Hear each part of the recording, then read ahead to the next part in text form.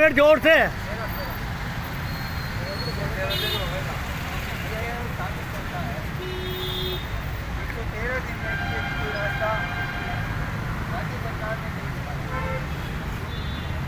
यहाँ के कलेक्टर ने हमारे लीडर्स को बुला करके एक सकारात्मक तौर पर रास्ता निकालने का प्रयास नहीं किया। विधानसभा में सवाल पूछने के बावजूद और ये जवाब दिया तो आपको सबको मालूम है। मैं ज़्यादा लंबी थोड़ी बात नहीं कहना चाहता। सरकार कहती है कि इलाहाबाद एक किराएदार और हम इस जमीन के मालिक। सुप्रीम कोर्ट कहता है इलाहाबाद में ठेके से जिन सड़कों पर ये कारखाना चलाने के लिए बीच किया है, जो राज्य सरकार के आदेश पर कलेक्टर के दस्तखत से लीज ट्रांसफ़र हुआ है, ठेके से ये ट्रांसफ़र इलाहाबाद को हुआ, इसमें CL2 भी एक पार्टी है। सुप्रीम कोर्ट ये कहता है कि इस कारखाने की ज़मीन को इलाहाबाद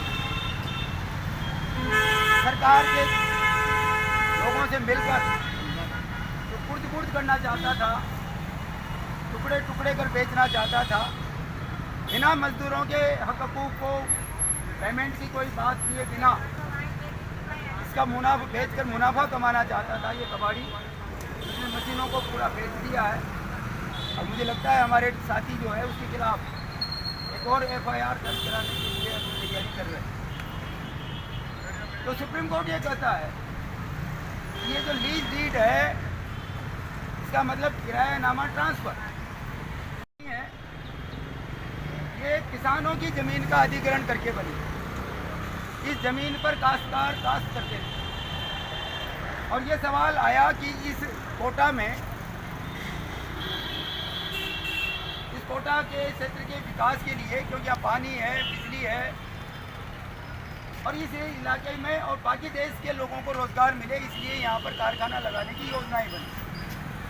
बहुत कारखाने लगे और इसलिए इसको औद्योगिक नगरी का नाम पड़ा। यहाँ DCM है, जेके है, भोपाल मिल है, थर्मल है, सैकड़ों लघु उद्योग, इंजीनियरिंग इंडस्ट्रीज थी, टेक्सटाइल इंडस्ट्रीज थी। तो उद्योग लगाने के लिए सरकार ने किसानों से ज़मीन अधिग्रहण किया और उस समय पर जब ये ज़मीन अधिग्रहण की, उस समय पर अधिग्रहण के लिए आज जो कानून है तो हमारे देश के किसानों ने लड़कर के एक नए कानून बनवाए और कांग्रेस की सरकार के समय बने। और आज वो कानून है कि DSC का 4 गुना या फिर कहीं मार्केट में यदि कोई ज़मीन उसे ज़्यादा बिकी है तो उसका 4 गुना। लेकिन उस समय ये कानून नहीं था।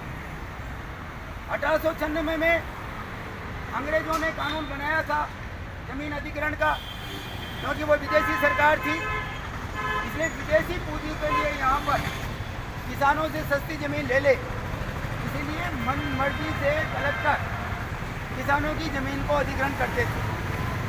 मुझे मालूम है ये जो गडेपान है, इस गडेपान में ज़रूरत से कई गुना, मुझे लगता है 4 गुना से भी ज़्यादा किसानों की ज़मीन का अधिग्रहण किया।